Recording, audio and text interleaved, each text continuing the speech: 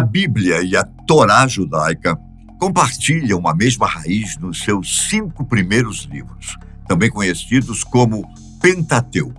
Mesmo existindo há séculos, estes ainda são repletos de mistérios, que muitas vezes levantam mais questionamentos do que respostas para os leitores iniciantes. Ou pior, os desafios encontrados por essas pessoas podem, na verdade, gerar interpretações equivocadas que afastam o sentido que Deus quis expressar ao inspirar os autores com o seu Espírito Santo. Nesse sentido, um dos livros que mais gera controvérsias hoje em dia, certamente é o Gênesis, volume em que é narrada a criação da Terra, dos mares, o céu, o dia, a noite, o universo e tudo que nele existe, incluindo, claro, nós, seres humanos.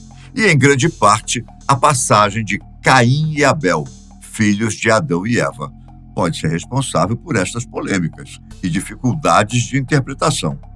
Seja por ser a narrativa do primeiro assassinato da humanidade, por estar envolto nas inúmeras consequências da inserção do pecado no paraíso, ou por deixar algumas lacunas de fatos que não são explicitados por completo. Esse episódio acumula muitas críticas e dúvidas por quem não acredita ou não entende suas nuances. Talvez grande parte dos conflitos que emanam da leitura desses livros se dê pela discrepância entre interpretações mais literais ou figurativas dos episódios. Como sabemos, a ciência é comumente conhecida por ser responsável pela produção de um conhecimento confiável, palpável, e por isso acontece em grande medida porque seus métodos, na maioria das vezes, são empíricos e precisam se pautar em evidências e experimentos que possam ser replicados ou analisados universalmente, para garantir a autenticidade e confiabilidade dos resultados obtidos, não é claro? Assim, os conhecimentos produzidos e analisados pela ciência são predominantemente interpretados de forma literal para facilitar essa comunicação universal dos conceitos. Contudo, o conhecimento religioso nem sempre é produzido e difundido dessa forma. Podemos se valer de métodos mais figurativos para transmitir seus ensinamentos. O maior exemplo disso vem justamente de Jesus Cristo, que frequentemente se apoiava em parábolas, que são narrativas alegóricas que têm um fundo de verdade, para auxiliar nas suas pregações e nos ensinamentos que são relatados nos evangelhos do Novo Testamento. Só para que fique claro, nossa intenção é sempre mostrar as diferentes formas de pensar, mas nunca passar por cima da opinião, muito menos da crença de ninguém. Tudo bem? O que queremos ressaltar aqui é que a forma de se enxergar algum fenômeno passa por alguma maneira de interpretá-lo. E como veremos, essa maneira não literal de enxergar algumas passagens parece ser um recurso usado por Deus para nos ensinar sobre seus propósitos, de forma que possamos entender, já que seus princípios e sua sabedoria infinita poderiam não ser acessíveis a toda a humanidade. Foi para tentar dar conta de eventos assim, complexos, polêmicos ou mesmo difíceis de entender, que o povo hebreu criou uma forma de interpretar suas escrituras sagradas, digamos assim, que é o Midrash. É um método de investigação coletivo que, em sua raiz, significa buscar. Ele tem esse princípio de trazer à luz os possíveis significados dos ensinamentos de Deus, a partir de estudos sistemáticos e da utilização das tradições orais, além de outros elementos que auxiliem no empenho por uma interpretação que mais se aproxime dos planos divinos, os quais, originalmente, foram feitos para nós. Vamos usar as contribuições desse método de investigação e dos estudos bíblicos que fazemos aqui para compreender melhor alguns mistérios desse episódio, que é compartilhado pelas raízes judaicas e cristãs, a história de Caim e Abel. Para isso, vamos fazer uma breve contextualização para nos ajudar. No texto bíblico, a história é narrada ao longo do capítulo 4 de Gênesis. Caim foi o primogênito do relacionamento de Adão e Eva, que logo depois geraram também Abel. Este foi ser pastor de ovelhas, enquanto seu irmão mais velho era lavrador e colhia os alimentos que produzia através da terra. Os irmãos ofertaram a Deus os frutos do seu trabalho, e Deus se agradou com o sacrifício de Abel, mas não olhou para Caim no primeiro momento, o que lhe provocou ira e descontentamento. Vamos aqui abrir um parênteses para lembrar que, nesse momento, o paraíso já havia sido maculado com o pecado e, portanto, as relações dos homens consigo mesmos e com Deus não era perfeita. Da mesma forma que Lúcifer se irou com Deus por inveja e soberba, questionando sua criação. Caim transpareceu sua cólera ao discordar da justiça divina que dava olhos ao seu irmão, mas não a si. Deus, percebendo o descontentamento, foi indagá-lo, como está escrito nos versículos 6 e 7 do capítulo 4 do livro de Gênesis. O Senhor disse-lhe: por que estás irado? E por que está abatido o teu semblante? Se praticares o bem, sem dúvida alguma, poderás reabilitar-te. Mas se procederes mal, o pecado estará à tua porta, espreitando-te. Mas tu deverás dominá-lo.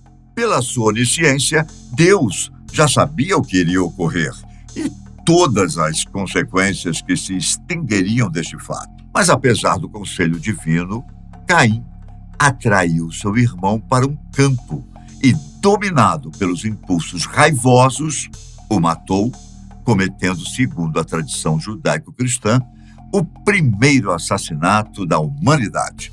A partir daí, o primogênito do primeiro casal a existir foi expulso da terra e condenado a ser nômade, vagando sem poder trabalhar na terra como fazia, pois seu trabalho se tornou infrutífero após seu ato violento. Vamos abordar essas consequências logo em seguida, mas antes, vamos nos deter a um fato que intriga muitas pessoas. E esse pode ser o seu caso também. Logo após a descrição do conflito com Deus, Caim partiu da terra que costumava viver com sua família e se casou, gerando filhos e cidades frutos desse relacionamento, como podemos ver no livro de Gênesis 4:17. Caim conheceu sua mulher. Ela concebeu e deu à luz Enoque e construiu uma cidade a qual pôs o nome do seu filho Enoque. A partir disso, você pode se perguntar: se Adão e Eva tiveram Caim e Abel, tendo um deles, inclusive, sido morto pelo seu irmão, com quem Caim se casou? Com a própria mãe? Deus teria feito outros humanos antes ou mesmo depois da criação de Adão e Eva?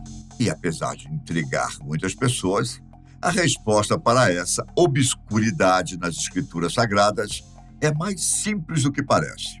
Acontece que a Bíblia não cita toda a genealogia dos pais da civilização. Isso não seria nada prático, inclusive provocaria tédio na leitura das futuras gerações, pois a narrativa da história de todas as pessoas que descenderam dos primeiros humanos faria com que a escrita e disseminação do texto sagrado fosse impraticável. Por isso, são citados os personagens centrais para a narrativa.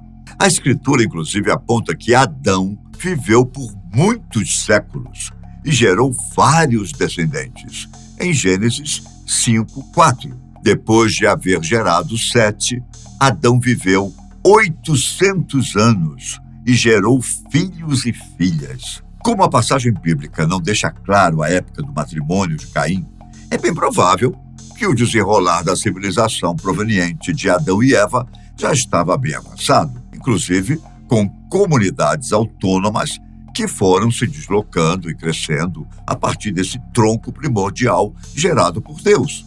Com isso esclarecido, podemos retomar as consequências que a atitude de Caim acarretou a ele, seus descendentes e toda a criação divina subsequente. O primeiro reflexo, como vimos, foi a expulsão do primogênito e a condenação para que agora ele vivesse como peregrino, sempre vagando de forma errante.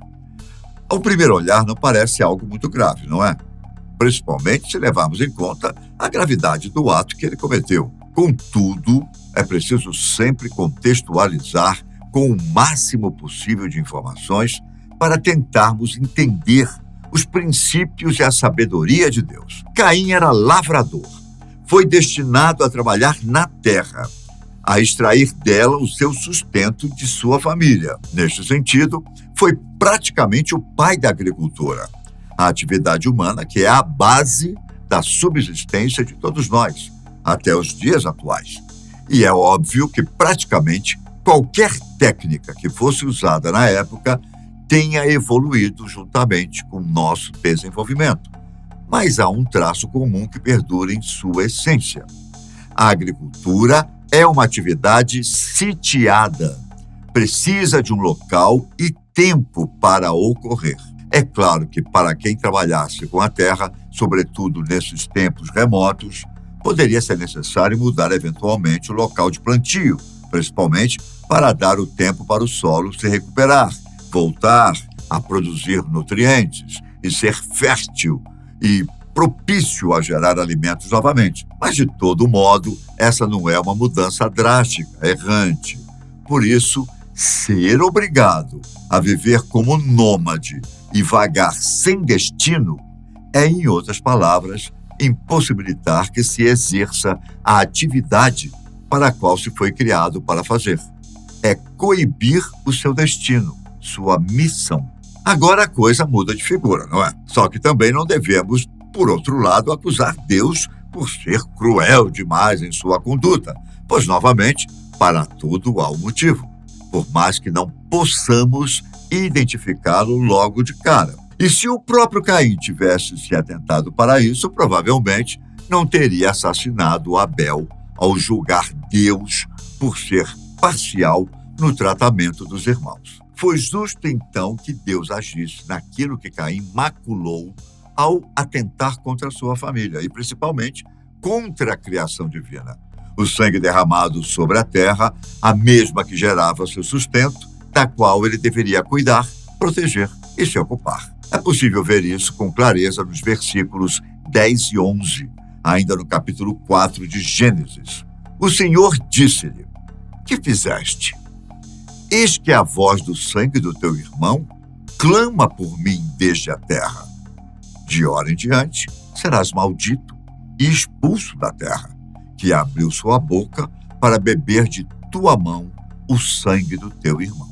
Com base nisso, Caim lamenta a perda e as consequências de suas escolhas, e para além da expulsão e da impossibilidade de viver pela e para a terra, como um dia havia sido sua missão. Acometeu sobre ele o medo de ser morto por alguém que buscaria vingança por Abel.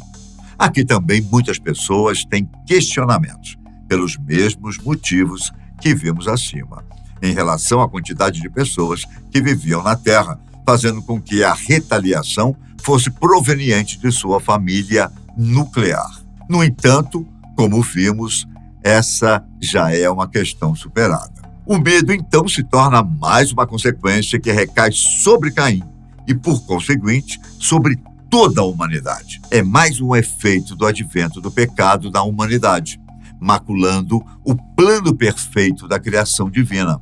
Contudo, Deus não permitiu que nenhuma vingança recaísse sobre o primogênito. Como podemos observar no versículo 15 do mesmo livro, e o Senhor respondeu-lhe: "Não, mas aquele que matar Caim será punido 7 vezes. Então o Senhor pôs em Caim um sinal para que, se alguém o encontrasse, não o matasse." Muito provavelmente este fato, visto como uma proteção se deu para que Deus desse um basta e não permitisse que mais sangue fosse derramado, além de fazer cumprir sua vontade na vida de Caim, que precisaria agora viver com as decorrências de suas ações. Agora, se você reparou bem, no final desse versículo que acabei de trazer, Deus faz um aviso de que um sinal foi colocado em Caim, para que se soubesse quem ele era, e assim ninguém atentasse contra a sua vida. Porém, esse sinal não é especificado claramente, o que abre margem para diversas interpretações. Muitas não literais diziam que poderia se tratar de um chifre, uma tatuagem ou qualquer atributo fantasioso ou não, mas que seria um sinal visível no corpo. E como vimos lá no início, as interpretações são formas de se compreender algo, assim como também maneiras de preencher lacunas para as quais não temos respostas. Pois bem, agora eu quero fazer um alerta para você.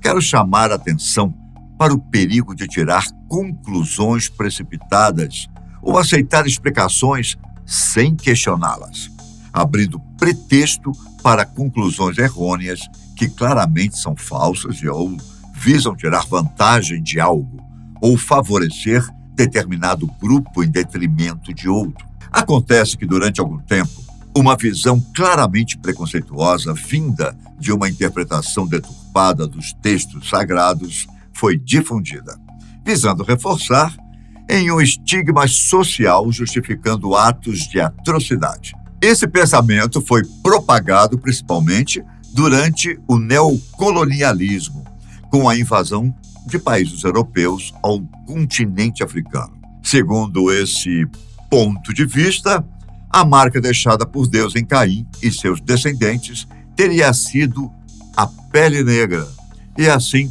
todos os atos de crueldade que se sucederam aos povos da África seriam justificados, pois todas as consequências que se recaísse sobre o primogênito de Adão e Eva e seus descendentes seriam merecidos e justificados pelos castigos divinos. Não é preciso investigar a fundo para entender que essa falácia tinha como principal objetivo fundamentar a escravidão de inúmeras etnias que viviam há milênios naquele território. A escravização dos povos africanos tinha, sim, claro, interesses econômicos embutidos, mas o principal fator difundido com essa tolice foi o preconceito, ou racismo, que se perpetua até hoje. É claro que para aceitar os abusos e a truculência que se sucedia desses atos, era necessário justificar com algum tipo de narrativa para mascarar e possibilitar essas ações com um semelhante, nem que fosse instaurado essa inverdade e o mito da supremacia de alguma raça sobre a outra, colocando pessoas pretas ou pardas como inferiores. Só assim seria possível ter estômago para fazer o que foi feito, mesmo para aqueles que eram os mais interessados, porque ganhavam mais com isso.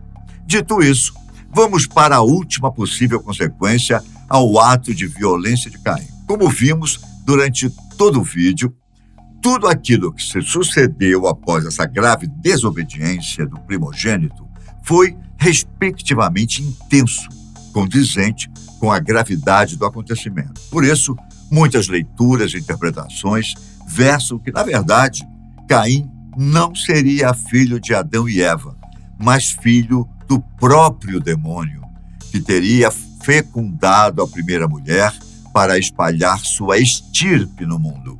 Essa é a chamada doutrina da semente da serpente, e seu maior embasamento é acerca da gravidade das ações de Caim. Por isso mesmo, seus atos só se justificariam sendo ações do próprio inimigo de Deus em si, ou pelo menos por alguém que, de alguma forma, descende dele. Contudo, não há evidências bíblicas ou nos textos sagrados do judaísmo que justifiquem essa interpretação. Na verdade, trata-se apenas de suposições e entendimentos superficiais que não se baseiam no estudo sério, sistemático e compartilhado das Escrituras.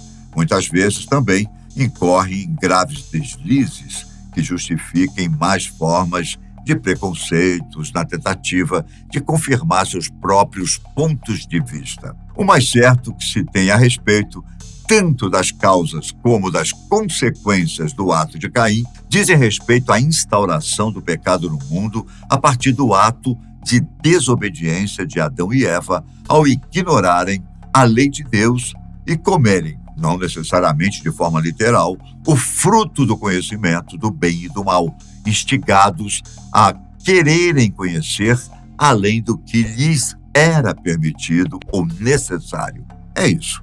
Eu fico por aqui e até a próxima. Um grande abraço.